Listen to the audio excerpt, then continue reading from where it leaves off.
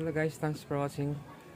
Dito tayo ngayon guys at ito guys yung halaman na to guys, yung bagyang guys ay hindi to pinapansin guys sa probinsya, itong halaman tong gabi. Kasi ang tawag dito namin guys sa probinsya ay bagyang.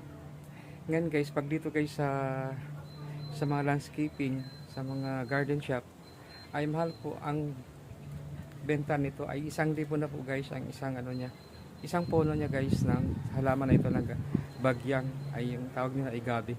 Gabing malaki, pero sa probinsya namin guys, bagyang ito ay ginagawa nila ng landscape guys kasi malapad yung dahon nito. Pero dito guys sa Manila or sa Laguna ay mahal na po ito guys sa garden shop na bibilhin itong bagyang na ito. Tapos itong bagyang guys ay hindi delikado po ito guys pag madikitan guys yung dagta nito dahil